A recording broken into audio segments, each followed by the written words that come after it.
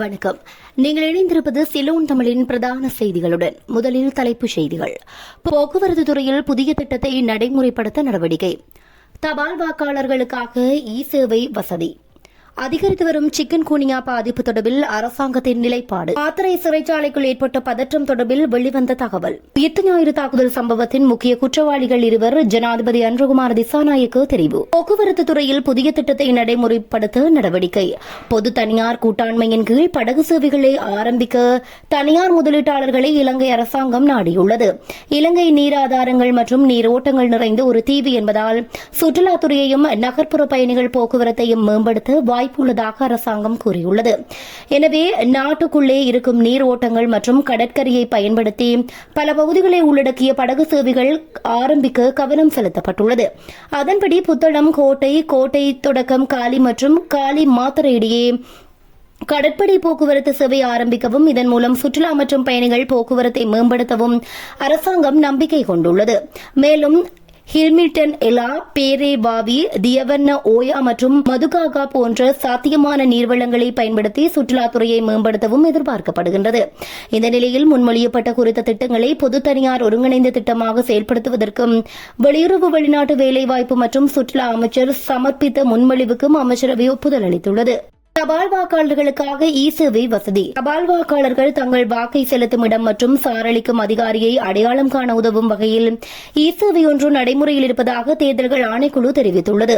இது தேர்தலில் போட்டியிடும் வேட்பாளர்களையும் அவர்களின் குழுக்கள் மற்றும் கட்சிகளையும் அவர்களின் சின்னங்களையும் அடையாளம் காண எளிதாக்கியுள்ளது. gov.lk என்ற இணைய முகவரியின் ஊடாக பிரவேசித்து தேர்தல் இ சேவையை அணுக முடியும் எனவும் அதில் அரசு அதிகாரிகளுக்கான தபால் வாக்களிப்பு தகவல்களுக்கான இணைப்பை அணுகி தகவல்களை பெற்றுக் கொள்ள முடியும் என்றும் ஆணைக்குழு தெரிவித்துள்ளது. அதிகரித்து வரும் சிக்கன் குனியா பாதுகாப்பு தொடர்பில் அரசாங்கத்தின் நிலைப்பாடு.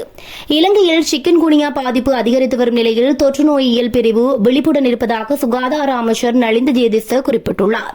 சிக்கன் குனியா பரவலை எதிர்கொள்ள சில மருத்துவமனைகளில் வசதிகள் அதிகரிக்கக்கூடவும் ஊழியர்களை நியமிக்கவும் சுகாதார அமைச்சகம் நடவடிக்கை எடுத்துள்ளதாக தெரிய வருகின்றது. ரத்தினபுரி மருத்துவமனையில் சில ஊழியர்கள் இந்த நோயினால் பாதிக்கப்பட்டுள்ளனர். இதனையடுத்து மருத்துவமனையில் கூடுதல் ஊழியர்களை நியமிக்க சுகாதார சேவைகள் இயக்குநர் நடவடிக்கை எடுத்துள்ளதாகவும் ஜேதிச கூறியுள்ளார்.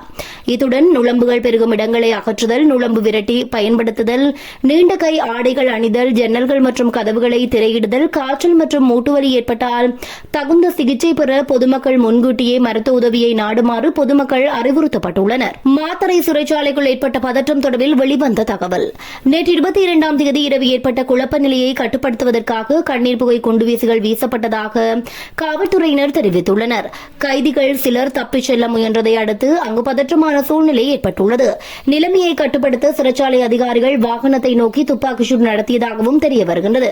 போதைப்பொருள் கடத்தலில் ஈடுபட்ட மிதிகம பகுதியைச் சேர்ந்த கைதி ஒருவர் மாத்தறை சிறைச்சாலையில் இருந்து வேறு சிறைச்சாலைக்கு மாற்ற முயன்ற போது கைதிகள் பூட்டுகளை உடைத்து வெளியே வந்து பதற்றத்தை ஏற்படுத்தியுள்ளனர். வெளிவந்த முதல் கைதிகள் அடைக்கப்பட்டிருந்த கைதிகளின் பல அறைகளின் பூட்டுகளை உடைத்து அவர்களையும் வெளியே எடுத்துள்ளனர். கூடுதலாக சிறைச்சாலைகளின் உள்ளே இருந்து கைதிகள் சிறைச்சாலைகளின் மீது பல கருங்கற்களை வீசியதாகவும் தெரிய வந்துள்ளது. மாத்தறை சிறைச்சாலைக்கு அருகில் உள்ள ஒரு வீட்டில் வசிப்பவர் சிறைச்சாலைக்குள் இருந்து பல துப்பாக்கிச்சூட்டு சத்தங்களை கேட்டதாகவும் கூறியிருந்தார். எனினும் மாத்தறை சிறைச்சாலைக்கு வெளியே பாதுகாப்பை உறுதி செய்வதற்காக காவல்துறை சிறப்பு மோட்டார் சைக்கிள் படை மற்றும் காவல்துறை சிறப்பு அதிரடிப்படை ஆகியவற்றை வரவழைக்கப்பட்டுள்ளன. அவர்கள் ராணுவத்தின் ஆதரவையும் பெற்றுள்ளனர். அதுடன் நிலைமையை கட்டுப்படுத்த சிறப்பு அதிரடிப்படை வரவழைக்கப்பட்டதாகவும் காவல்துறை தெரிவித்துள்ளது. ஞாயிறு தாக்குதல் சம்பவத்தின் முக்கிய குற்றவாளிகள் இருவர் அடையாளம் காணப்பட்டுள்ளதாக ஜனாதிபதி அனுர தெரிவித்துள்ளார். நேற்று 22ஆம் தேதி மாலை நடைபெற்ற தேர்தல் பிரச்சார கூட்டம் ஒன்றில் கலந்து கொண்டு உரையாற்றிய போதே அவர் இவ்வாறு தெரிவித்துள்ளார். ஞாயிறு தாக்குதல் சம்பவத்தின் பிரதான சூத்திரதாரிகளை இனம் கண்டு கொள்வதில் 6 சிக்கலான முடிவுகள் அவிழ்க்கப்பட வேண்டியிருந்தன. இவற்றில் 2 தற்போது நாங்கள் அவிழ்த்துவிட்டோம். அதனுடன் தொடர்புடைய 2 நபர்களையும் அடையாளம் கண்டுள்ளோம்.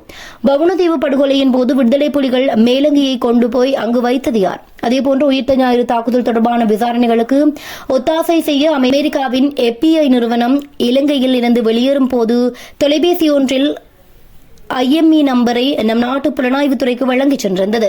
அந்த தொலைபேசியினை பயன்படுத்திய நபர் யார் என்பது போன்ற விவரங்களை நாங்கள் தற்போதைக்கு கண்டறிந்துள்ளோம். அவற்றினை விரைவில் வெளிப்படுத்துவோம் என்றும் தெரிவித்துள்ளார். இதுடன் சிலோன் தமிழின் பிரதான செய்திகள் நிறைவடைகின்றன. மேலும் செய்திகளை உடனுக்குடன் அறிந்து கொள்ள ceylontamil.com எனும் இணையதளத்துடன் இணைந்து கொள்ளுங்கள்.